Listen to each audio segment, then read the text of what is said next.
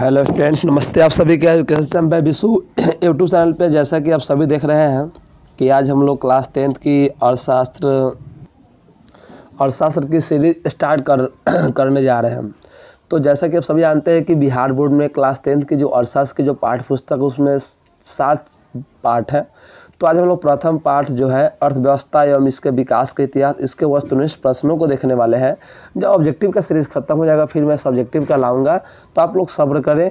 और ऑब्जेक्टिव का देखिए 50% इसका भी योगदान है, 50% सब्जेक्टिव का योगदान है। तो जितना सब्जेक्टिव में नंबर नहीं उठ पाता है उससे कई गुना अधिक ऑब्जेक्टिव में नंबर उठाना आसान है, क्योंकि इसमें आप वस्तुनिष्ठ प्रश्नों को सिर्फ ओवर सीट में भरना होता है। तो आपसे अनुरोध है कि कृपया करके इस वीडियो को अंत तक देखें, और अगर वीडियो पसंद लाए तो इस वीडियो को लाइक करें, शेयर करें और चैनल को सब्सक्राइब करना ना भूलें। और उन तक भी शेयर करें जो लोग आने वाले साल में बिहार बोर्ड क्लास 10th की परीक्षा देने वाले हैं। और अगर आप हमारे साइंस के वीडियो नहीं देखे हैं तो साइंस के जो भी वीडियो अपलोड किए गए उसे जाकर देख लें। और उससे भी हम फिजिक्स का जो सीरीज़ चल रहा था उससे 2 या 3 दिन में उससे भी हम पूरा कर देंगे। तो अब घबराने की कोई बात नहीं है, अब फ्री टाइम है, कोई पर्व त्यौहार नहीं है, तो अच्छे से वीडियो अपलोड किया जाएगा और आप लोग ध्यान से देखें। एग्जाम में आपको बहुत ही हेल्प मिलेंगे इससे। और हाँ, अपना रिव्यू देना ना भूलें। चलिए, तो बिना देरी किए हुए मैं इस चैप्टर को शुरू करता हूँ। आज का पहला क्वेश्चन है, फूट डालो और शासन करो किसकी नीति थी? पता है, फूट डालो और शासन करो जो नीति थी वो थी अंग्रेजों की। ठीक है, तो 1 का आंसर ए। चलिए, दूसरा प्रश्न, भारत इनमें से किस देश का उपनिवेश था? उपनिवेश करने का अर्थ हुआ कि वैसा देश जो अपने व्यापार करने के साथ साथ वहाँ पे अपनी साम्राज्य को भी स्थापित कर दे। तो इंग्लैंड एक ऐसा देश था जिसने भारत को अपना उपनिवेश बनाया था। तो 2 का आंसर हो जाएगा ए। ठीक है, चलिए, तीसरा प्रश्न, हमारी वे सभी क्रियाएं जिनसे हमें आय प्राप्त होती है कहलाती है? जिन क्रियाओं से आय, पैसा, मुद्रा मिलती है वो क्या कहलाती है? ऑप्शन है आर्थिक क्रिया, प्राथमिक क्रिया, अर्थव्यवस्था। इनमें से कोई नहीं। आपको पता है जिनसे हम वह सारी क्रिया जिनसे हमें आय प्राप्त होती है वे आर्थिक क्रियाएं कहलाती है। तो 3 का आंसर हो जाएगा ए। चलिए, चौथा, अर्थव्यवस्था को संरचना के आधार पर कितने क्षेत्रों में बांटा गया है? अर्थव्यवस्था को संरचना के आधार पर 3 क्षेत्रों में बांटा गया है, कि 4 क्षेत्रों में, कि 5 क्षेत्रों में, कि 6 क्षेत्रों में? और पता है अर्थव्यवस्था को संरचना के आधार पर 3 क्षेत्रों में बांटा गया है। कौन कौन? प्राथमिक क्षेत्र, द्वितीयक क्षेत्र, तृतीयक क्षेत्र। ठीक है, तो 4 का आंसर हो जाएगा आपका ए। चलिए, 5वां प्रश्न, इनमें से कौन अर्थव्यवस्था के संरचना के अंतर्गत आते हैं? अब बताए, प्राथमिक क्षेत्र, द्वितीयक क्षेत्र, तृतीयक क्षेत्र, इनमें से सभी। तो 5 का आंसर क्या हो जाएगा? डी। अब है प्राथमिक क्षेत्र के अंतर्गत आते हैं। प्राथमिक क्षेत्र उसे कहते हैं जिसका संबंध प्रत्यक्ष रूप से प्राकृतिक संसाधन से हो। तो प्राथमिक क्षेत्र को हम कभी कभी कृषि क्षेत्र भी बोलते हैं, याद रखिएगा, कृषि क्षेत्र बोलते हैं इसको, क्योंकि प्राथमिक क्षेत्र में अधिकतम जो लोग होते हैं कृषि में संलग्न होते हैं।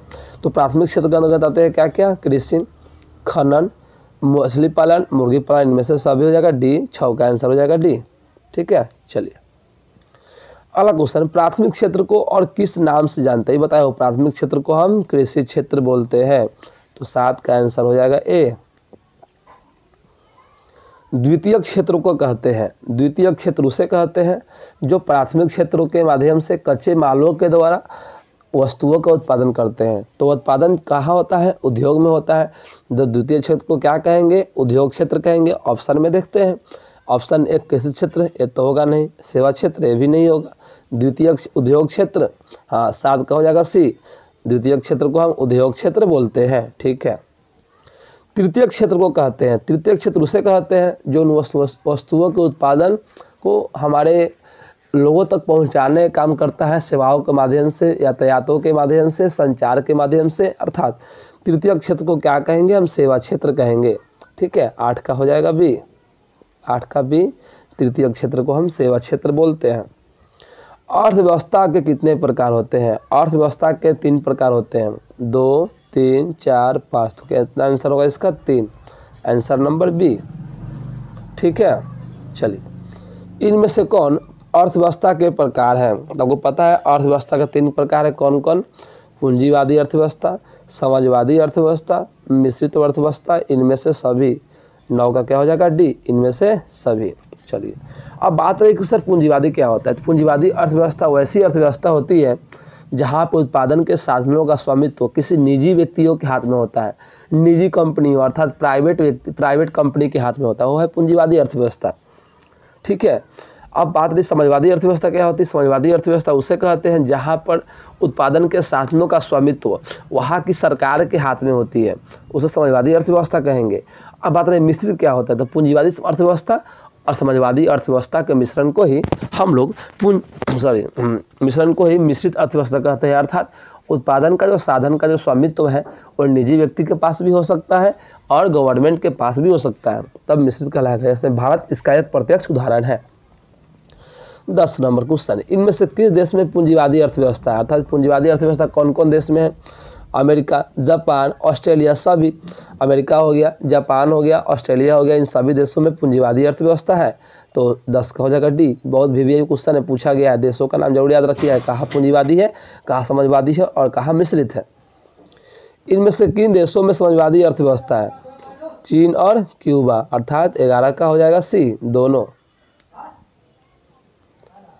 इनमें से किस देश में मिश्रित अर्थव्यवस्था है। तो मिश्रित अर्थव्यवस्था आपका बताया हूँ मैं पहले ही, सिर्फ भारत में है, इंडिया जिसको हम प्यार से बोलते हैं। 12 का आंसर हो जाएगा ए। समावेशी विकास का अर्थ होता है। समावेशी विकास का अर्थ होता है, आपको पता है समावेशी विकास का अर्थ क्या होता है। समाज के हर एक प्रकार के लोगों का विकास हो, वो नीचे वर्ग के हो चाहे उच्च वर्ग का हो। चलिए ऑप्शन से देखते हैं। समाज के नीचे वर्गों का विकास, दूसरा ऑप्शन है समाज के उच्च वर्ग का विकास, ए और बी दोनों। हाँ, सी 13 का हो जाएगा सी, ए और बी दोनों। आर्थिक वृद्धि शब्द का प्रयोग में से किस देश के लिए किया जाता है। तो आर्थिक वृद्धि शब्द का प्रयोग उस देश के लिए करते हैं जिसकी अर्थव्यवस्था क्या हो, विकसित हो, अर्थात जो देश धनी हो, अर्थात विकसित देश के लिए करेंगे। तो 14 का ए पूछा गया क्वेश्चन है, एग्जाम में याद रखिएगा, VVI है। आर्थिक विकास शब्द का प्रयोग इनमें से किस देश के लिए करते हैं। आर्थिक वृद्धि बोलेंगे तो विकसित, और आर्थिक विकास बोलेंगे तो विकासशील देश। ठीक है, विकासशील देश अर्थात जो विकसित नहीं है, अर्थात अविकसित है, जिनका राष्ट्रीय आय कम है। तो 15 का आंसर हो जाएगा बी। सतत विकास का अर्थ होता है। सतत विकास का अर्थ क्या होता है, जो विकास, समझा देता हूँ। सतत विकास उसे कहते हैं जो विकास जारी रह सके, टिकाऊ रह सके, वर्तमान पीढ़ी के साथ साथ आने वाले पीढ़ी को भी ध्यान में रखकर विकास की कार्यक्रम को किया जाए, वो है सतत विकास। चलिए ऑप्शन में देखते हैं। सतत विकास में क्या दिया है, जो विकास जारी रह सके होगा, टिकाऊ रह सके भी होगा, वर्तमान पीढ़ी के साथ साथ भावी पीढ़ी के विकास को भी ध्यान में रखा जाए। तो तीनों देख रहे हैं, तीनों है, मैच हो रहा है, तो डी हो जाएगा 16 का डी। इनमें से सभी आपको समझ में आ रहा है तो वीडियो को लाइक करना ना भूलें, चैनल को सब्सक्राइब करें और वीडियो को शेयर जरूर करें अपने दोस्तों के पास। जिस देश की राष्ट्रीय आय अधिक होती है वह देश कहलाता है। राष्ट्रीय आय अधिक है तो वो कहलाएगा विकसित और कम है तो वो कहलाएगा अविकसित। तो 17 का आंसर क्या हो जाएगा ए। चलिए, जिस देश की राष्ट्रीय आय कम होती है वह देश कहलाता है,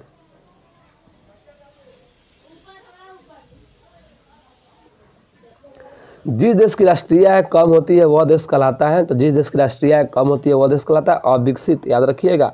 18 का हो जाएगा बी। अब क्वेश्चन है, भारत में योजना आयोग का गठन कब हुआ था। तो याद रखिएगा, भारत में योजना आयोग का जो गठन हुआ था वो हुआ था 15 मार्च 1950 को। 15 मार्च 1950 को। ये क्या करती है, 5 वर्षों के लिए कार्यकाल तैयार करती है देशों के विकास के लिए। तो इसका आंसर हो जाएगा आपका ए, 15 मार्च 1950। योजना आयोग के पदेन अध्यक्ष होते हैं प्रधानमंत्री, राष्ट्रपति, मुख्यमंत्री में से कोई नहीं। आपको याद रखना है, योजना आयोग के जो मुख्य अध्यक्ष होते हैं, पदेन अध्यक्ष होते हैं, वो भारत के प्रधानमंत्री होते हैं। और क्वेश्चन पूछ सकता है कि योजना आयोग के प्रथम अध्यक्ष कौन थे। तो प्रथम प्रधानमंत्री जो थे वही थे, कौन थे प्रथम प्रधानमंत्री, पंडित जवाहरलाल नेहरू। तो 21वां प्रश्न आ ही गया, योजना आयोग के प्रथम अध्यक्ष थे पंडित जवाहरलाल नेहरू, क्योंकि जब भारत स्वतंत्र हुआ था हमारे प्रधानमंत्री कौन थे उसमें, पंडित जवाहरलाल नेहरू थे। ठीक है, पहली पंचवर्षीय योजना का कार्यकाल था, आपको पता होना चाहिए, पहली पंचवर्षीय योजना का जो कार्यकाल था 1951 से लेकर 1956 तक था। याद रखिएगा, पूछा गया क्वेश्चन है। तो 22 का आंसर हो जाएगा ए। 23 नंबर, राष्ट्रीय विकास परिषद का गठन हुआ। आपको मालूम होना चाहिए, राष्ट्रीय विकास परिषद का गठन हुआ था 6 अगस्त 1952 में हुआ था। ठीक है, तो राष्ट्रीय विकास परिषद का गठन कब हुआ, ऑप्शन नंबर ए हो जाएगा 6 अगस्त 1952। 23 का आंसर हो जाएगा ए। अब राष्ट्रीय विकास परिषद के सदस्य होते हैं, सदस्य कौन होते हैं, मुख्यमंत्री, प्रधानमंत्री, राष्ट्रपति में सभी। आपको याद रखना है, राष्ट्रीय विकास परिषद के सदस्य जो होते हैं वो बिहार मतलब राज्य के भारत के जितने राज्य हैं उसके मुख्यमंत्री होते हैं और योजना आयोग के अध्यक्ष होते हैं प्रधानमंत्री। बिहार के पिछड़ेपन के कारण है बढ़ती हुई जनसंख्या, बाढ़ और सूखा से क्षति, आधारित संरचना का अभाव। तो इनमें सभी बिहार में हमेशा जनसंख्या तो बढ़ ही रहा है, बाढ़ भी सूखा भी पड़ते रहती है और यहाँ पे जो हम आधारित संरचना अर्थात यहाँ पे हॉस्पिटल सुविधा, कॉलेज सुविधा, मेडिकल फैसिलिटी, संचार फैसिलिटी इत्यादि अवेलेबल नहीं है। तो हम कह सकते हैं कि बिहार के पिछड़ेपन के सही प्रमुख कारण है। मानव विकास सूचकांक संयुक्त राष्ट्र विकास कार्यक्रम द्वारा किन के निर्देशन में तैयार किया गया था? ऑप्शन है महबूब उल हक, दादा भाई नौरोजी, सरदार वल्लभ भाई पटेल में से कोई नहीं। आपको पता होना चाहिए मानव विकास सूचकांक जो है यूएनडीपी संयुक्त राष्ट्र कार्यक्रम को हम बोलते हैं प्यार से यूएनडीपी, इनके द्वारा महबूब उल हक के निर्देशन में सबसे पहली बार जारी किया गया। बीबीआई ये पूछा गया है महबूब उल हक के द्वारा। ठीक है, चलिए अगर आपको वीडियो पसंद आया हो तो लाइक करें, शेयर करें, सब्सक्राइब करें चैनल को और अपना कमेंट जरूर बताएं कि आपको यह वीडियो कैसा लगा। और हाँ, ऐसा ही वीडियो देखना है तो हमारे चैनल को सब्सक्राइब करना ना भूलें और वीडियो को शेयर जरूर करें। Thanks for watching. जय हिंद, जय Bharat to all of you. फिर मिलते हैं अगले वीडियो में।